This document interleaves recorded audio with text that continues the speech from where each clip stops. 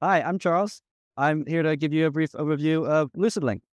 So we have a map right here, and you can see we're here in Amsterdam. And so I'll play a creative here, but I have a colleague in Miami that I want to collaborate with. They have some data that I need access to. How are we going to collaborate? Maybe they're going to ship me a drive. Maybe they're going to upload stuff to Dropbox, and I'm going to pull it down. Maybe I'm going to VPN into their system to work. All of these have slight drawbacks. They take time. We're creating copies of media, and we're a bit siloed. Maybe I get sick, and someone on my team needs to take over. Now we have to get them access to the data, and we're gonna have to move it again. And these are all the kind of issues that LucidLink aims to solve.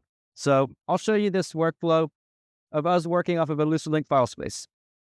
And we also have iPhone and Android apps, so we can have another collaborator also working with us off of mobile or tablet devices. So to give you an overview, LucidLink, it's a cloud storage collaboration platform that streams data from the cloud.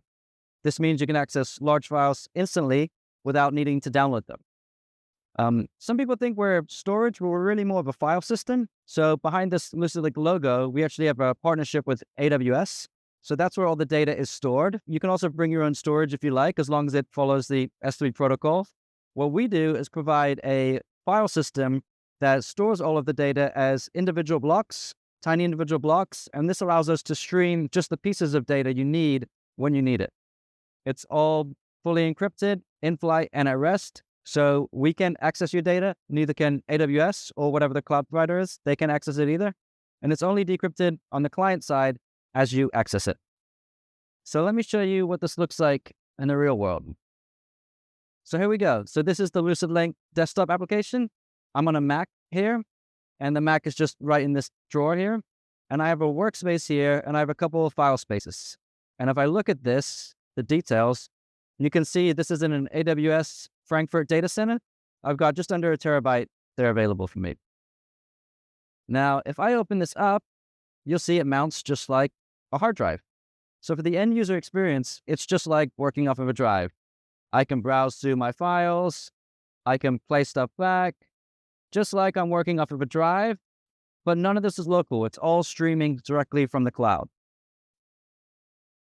So let me bring in another user, and you can actually see it says I have over 1 petabyte available to me as well, which is virtually limitless since we're working with the cloud. So let me bring in another user.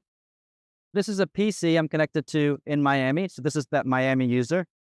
And they're also connected to the same team file space. Now, if I open this here, the first thing you'll notice, there's a lot more folders here. That's because they're an admin user, so they have access to the entire file space. They've only given me permission to see one folder. So let me go to a folder that we can both see. So user folder. Let's go into here. Let's go into demo 1. That's me. And I'm going to go into incoming media. So I'll just navigate to that same folder here on the Mac. And I'll just create a new folder here. So new folder here in Miami. And you're going to see that's going to pop up for me right away here in Amsterdam. I can rename it. So upload test. That'll rename for me as well. And I can actually navigate to that same folder on the phone.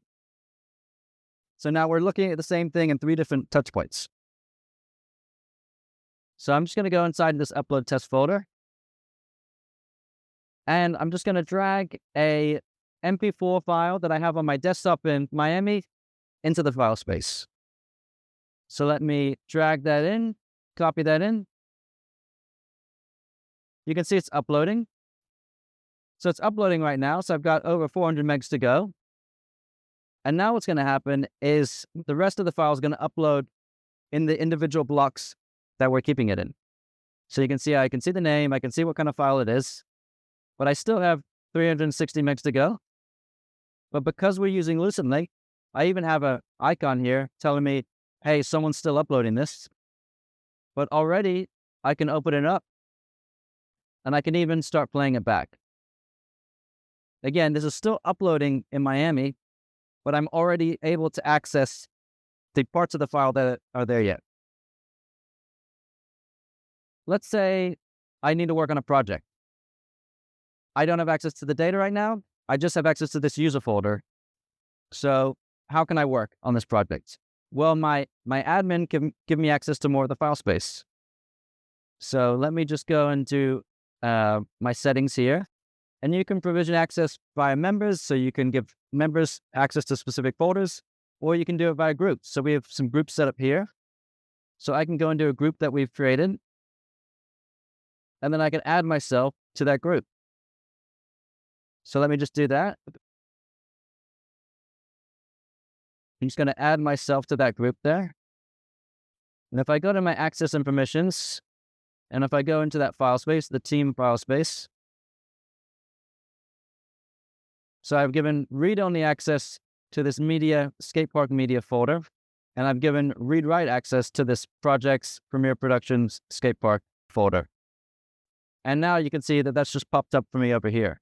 So we haven't moved any media around. We're keeping everything where it is in that single source of truth.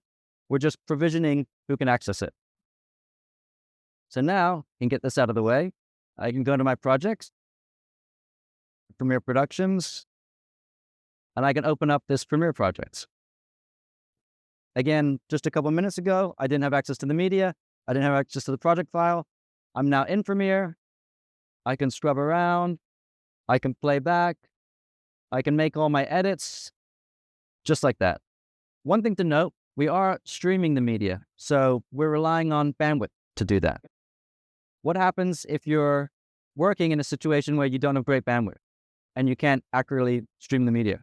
Well, we have ways to deal with that. So what you can do is you can pin a file or a folder, and what that will do is it will tell LucidLink, hey, all of these blocks here in this file or folder, pull them down into my local cache and cache them for me, and don't evict them. What that's going to do is it's going to give me local level performance while still synchronized with the file space. And then I just have to worry about the updates going up and down with the bandwidth. And what's great about that is we actually have a Premiere panel that we've developed that can help with that as well. So imagine I want to work on this sequence. I want to pin this, but I don't know where these files are. Maybe they're all in different folders. What I can do is I can go into the Premiere panel, the LucidLink Premiere panel, and I can just pin the sequence. It'll find where the shots are and it'll pin them for me. And I don't have to worry about that. So let's say I'm done with this project. So I'm just going to quit out of Premiere. But what happens if I delete something? So I have this cute brown dog.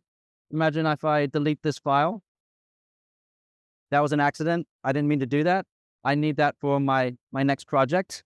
Well, we have a feature called snapshots, and I can load that. It's maybe similar to Time Machine if you've used that before. But basically what it does is it takes a snapshot of your file space in different periods of time, and there's a set schedule. So every 15 minutes, every day, every hour, every week, it'll take a snapshot.